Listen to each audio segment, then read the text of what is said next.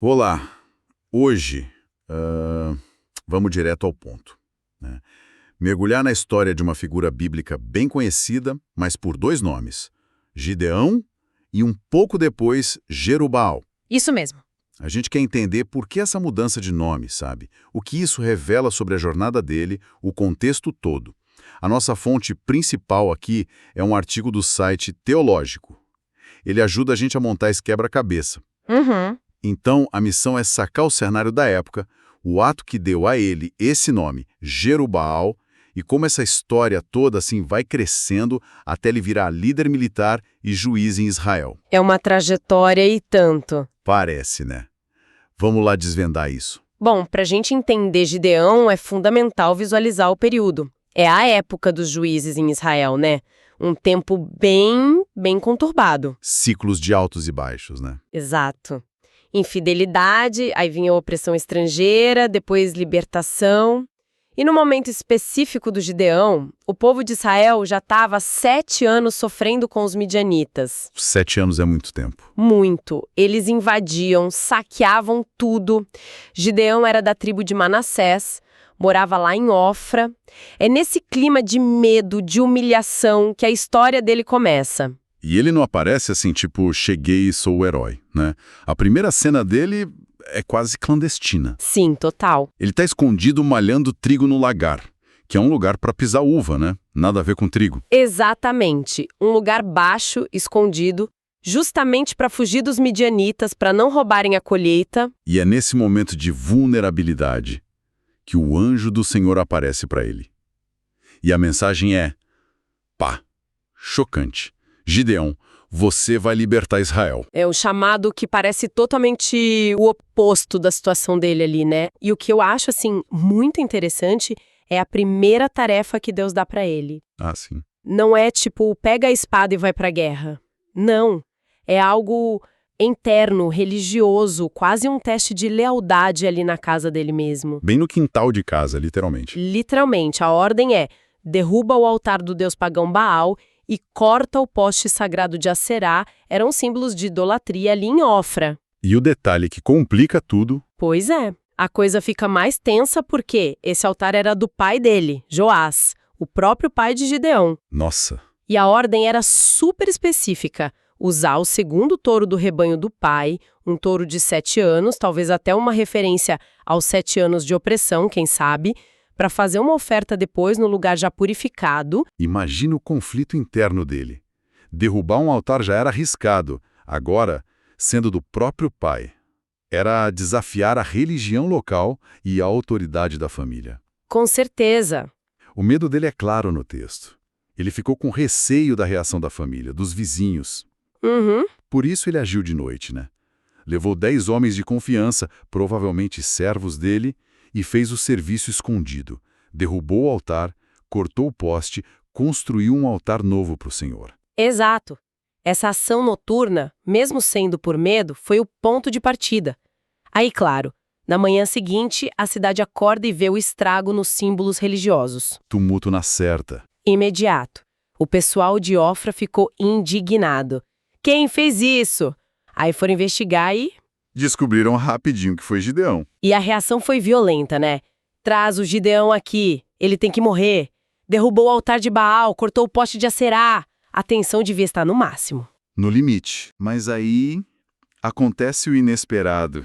Quem aparece para defender ele? O pai, Joás. o pai dele, o mesmo cara que era dono do altar destruído. Que reviravolta. O que você acha que motivou o Joás?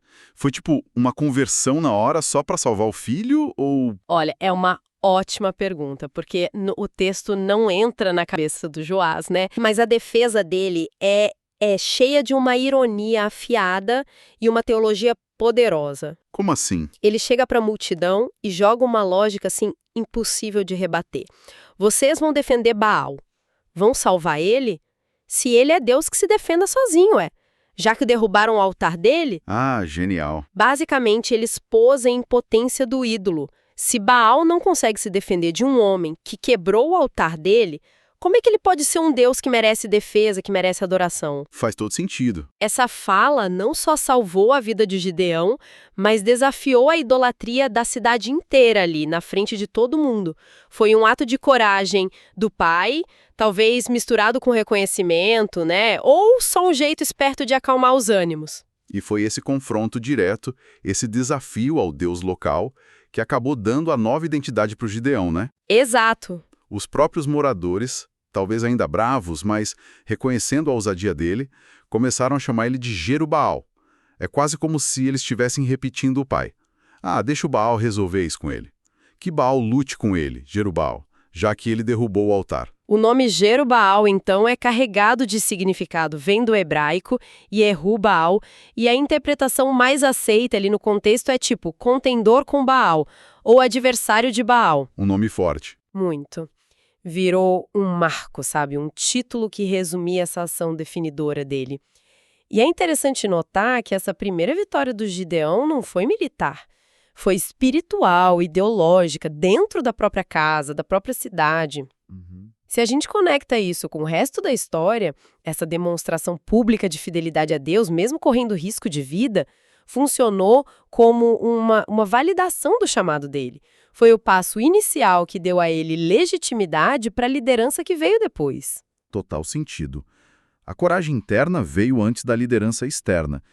E depois desse episódio do altar e do batismo com o nome Jerubaal, aí sim a história muda para a libertação de Israel. Isso. Gideão, agora conhecido pelos dois nomes, começa a chamar guerreiros. O Espírito do Senhor vem sobre ele, ele manda mensageiros e a resposta é boa. 22.000 homens de Manassés, Asser, Zebulon, Naftali aparecem para lutar. Parece um bom começo, né? Parecia, mas Deus tinha outros planos, né? Aí vem uma intervenção divina que, assim, à primeira vista parece não fazer sentido. Deus fala para o Gideão, tem gente demais aí nesse exército. Gente demais. Para enfrentar um inimigo opressor. Pois é. Mas a razão é chave para entender a teologia da coisa. Se Israel vencesse com tanto soldado, eles poderiam se gabar, né? Achar que foi pela própria força e esquecer que a libertação veio de Deus. Ah, entendi. A vitória tinha que ser claramente divina. Exatamente. Tinha que ser inquestionável. Por isso, precisava de uma redução drástica. E essa redução veio em duas etapas, né? Bem marcantes. Primeiro, Gideão segue a lei de Moisés e anuncia. Quem aí tá com medo, quem tá tímido, pode ir embora. E o resultado é... Uau! 12.000 homens vão embora. Mais da metade do exército falou tô fora por medo. Sobraram 10.000. 10.000. Mas, ainda assim, Deus falou. Ainda é gente demais. Ainda. Ainda. Aí veio o segundo teste, que é um dos mais curiosos da Bíblia. Lá perto de uma fonte de água. O teste da água. Esse mesmo. Deus manda Gideão observar como os homens bebem. Tinha dois jeitos. Uns se ajoelhavam e lambiam a água direto com a língua, que nem cachorro. Outros pegavam a água com a mão, em concha, e levavam até a boca. Qual a diferença? O que isso significava? Existem várias interpretações, né? Mas uma bem comum diz que quem levou a água à boca com a mão se manteve mais alerta, sabe? Olhando em volta. Enquanto quem se abaixou todo para lamber a água estaria mais vulnerável, talvez menos atento. Interessante. É uma possibilidade. E o resultado dessa segunda seleção foi? Radical. Muito. Dos 10.000, só 300 homens beberam água levando a boca com as mãos. Os outros 9.700 foram dispensados. 300? Sobraram só 300 homens. Só 300. Para enfrentar um exército descrito como incontável. Tipo gafanhoto com camelo que nem areia da praia. A desproporção é absurda. Absurda. E essa desproporção servia ao propósito divino, né? A vitória, se viesse, não podia ser mérito humano. Então, a estratégia também tinha que ser fora do comum. Com certeza. Gideão, orientado por Deus, dividiu os 300 em 3 grupos de 100. E as armas que eles receberam eram mais psicológicas e simbólicas do que qualquer outra coisa. Quais eram? Cada soldado ganhou uma trombeta, um chofar, né, aquele chifre de carneiro, um cântaro de barro vazio e uma tocha acesa para esconder dentro do cântaro. Trombeta, cântaro e tocha. Que estratégia é essa? A tática era genial, usar som e luz para criar pânico total. No meio da noite, os 3 grupos cercaram o acampamento enorme dos midianitas em silêncio. Que tensão. Imagina! Aí no sinal do Gideão, que estava com um dos grupos, todos os 300, ao mesmo tempo, tocaram nos chofares, quebraram os cântaros, pensa no barulho de 300 vasos de barro quebrando de repente na escuridão. E levantaram as tochas acesas, gritando juntos, pelo Senhor e por Gideão. Uau! Que cena! O impacto psicológico deve ter sido devastador. O som das trombetas vindo de vários lados, o barulho dos cântaros quebrando, as luzes aparecendo do nada, os gritos de guerra, criou a ilusão de um ataque gigante, de um exército muito maior. E os midianitas? Entraram em pânico total. Acordaram no susto, confusos, começaram a lutar entre si na escuridão, achando que o companheiro do lado era inimigo. Foi uma fuga desesperada, caótica. E nesse caos, os israelitas, até aqueles que tinham sido dispensados, mas foram chamados de volta para perseguir, caíram em cima dos fugitivos. Exato. A vitória foi completa, mas a campanha ainda continuou por um tempo. Gideão perseguiu os líderes midianitas sem descanso. Teve aquela parte tensa no final, né? Com os reis Zeba e Zalmuna. Sim, ele capturou os 2 últimos reis midianitas e tem aquele detalhe. Ele manda o filho mais velho dele, Jéter, matar os reis. Talvez para iniciar o rapaz na guerra ou para humilhar os reis. Mas o filho hesita, né? Hesita. Era jovem, talvez ficou intimidado com a realeza ali dos prisioneiros. Aí o Gideão mesmo vai lá e executa os 2 reis. E aí sim, a ameaça midianita acabou de vez. E com essa vitória espetacular, os 7 anos de opressão chegaram ao fim. Finalmente. Gideão, aquele cara que começou escondido no lagar, virou libertador, o Jerubaal, que desafiou Baal na cidadezinha dele, virou o juiz que trouxe descanso para Israel. E o livro de Juízes diz que ele governou por 40 anos. Um período longo de paz, de estabilidade. Um contraste enorme com o sofrimento de antes. Recapitulando essa jornada toda, é impressionante, né? Gideão sai de uma figura com medo quase invisível para alguém que ousa peitar a idolatria local, ganha um nome que significa adversário de Baal, depois confia numa estratégia divina que parecia loucura total, lidera 300 contra milhares numa vitória improvável e, no fim, garante 4 décadas de paz. O que essa transformação toda ensina pra gente? Olha, eu acho que a história do Gideão Jerubaal mostra, de um jeito muito vivo, como atos de obediência, de coragem, mesmo que no começo tenha medo, hesitação junto, podem ter um poder de transformar imenso. Não só fora, mas dentro também. Exatamente. A mudança não foi só externa, tipo, libertar da opressão. Foi interna, na identidade do próprio Gideão.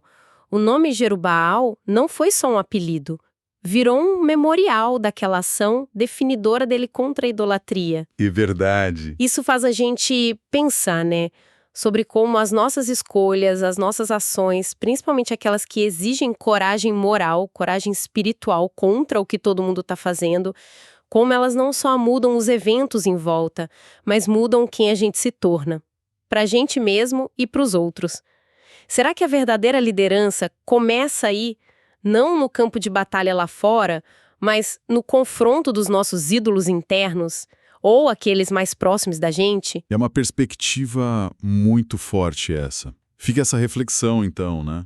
Até que ponto um momento decisivo, um ato de ruptura, de desafio baseado numa convicção profunda mesmo, que feito com o coração na mão, com medo, pode realmente mudar o rumo de uma vida inteira? Pode transformar aquela percepção de fraqueza em força reconhecida e redefinir um legado, transformando o receio em renome.